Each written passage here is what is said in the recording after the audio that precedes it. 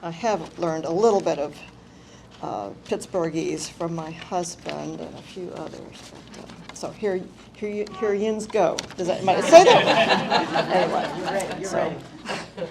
I like the theme, where I came from. So I liked my life. We sang, laughed, prayed, worshiped, laughed and cried together.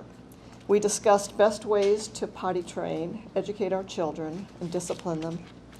We sought to protect them from negative influences in society. We studied the Bible together, lots. We were a Bible church in East Tennessee in the 1990s. Evil prevails when good men do nothing, we would quote to each other, and sense the need to stand for what's right. We taught how a fetus grew, when it first felt pain, and how wrong it was to end this little life. We were sure we knew when life began.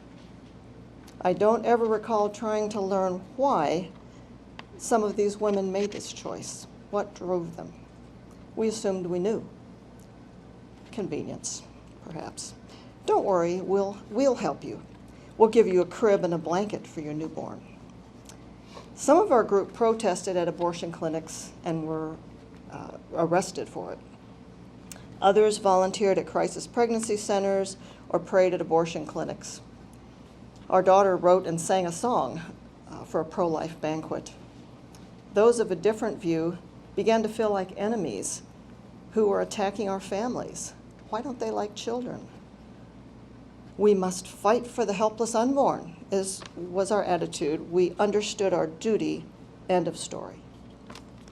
After more than a dozen years living in this community, my husband and I decided to return to mission work, this time in the international office of the organization we'd worked with in Kenya when we were young. So in 2004, we moved to Bristol, England. I was eager to get to know and encourage these English Christians in the post-Christian society that I knew they lived in. They needed my help. In fact, our 3 teenage children attended some local schools there where they quickly learned that not everyone was enamored with Americans, especially American Christians.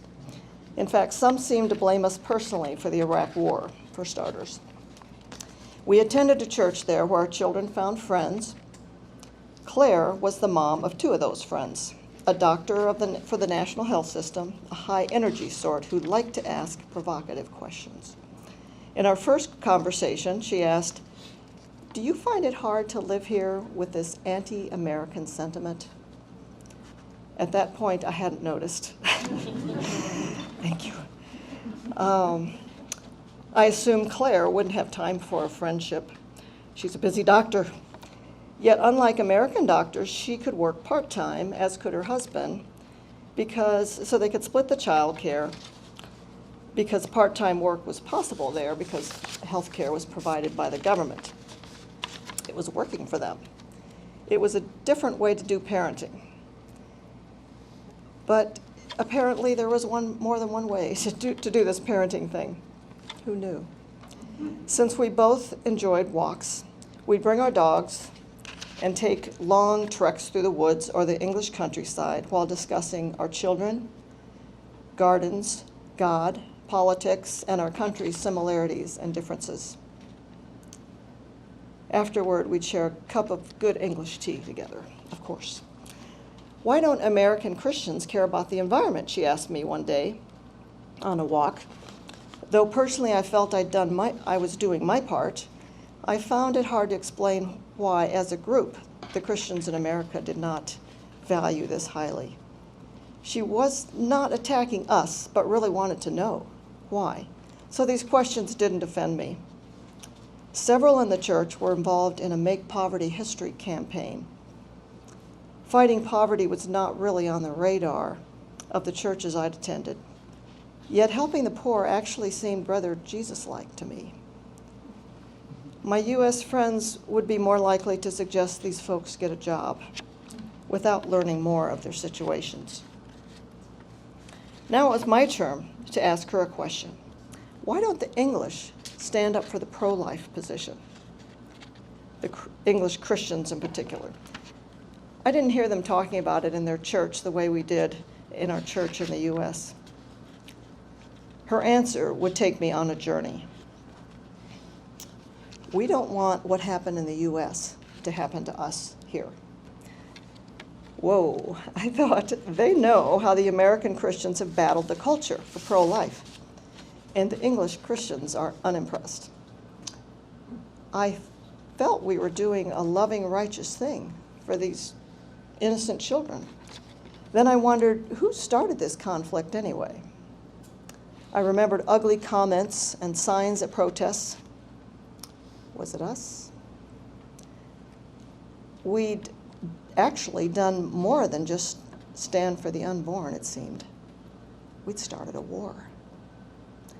4 years later, after many thought-provoking discussions with my friend and cups of tea, Claire and I hugged a sad goodbye, and our family returned to the U.S. I'd learned much from the English, especially from my friends' questions. Now I look for friends who are different from me, so the learning can continue. We moved to Atlanta, where I worked with some young women trying to overcome trauma and become independent a few years ago.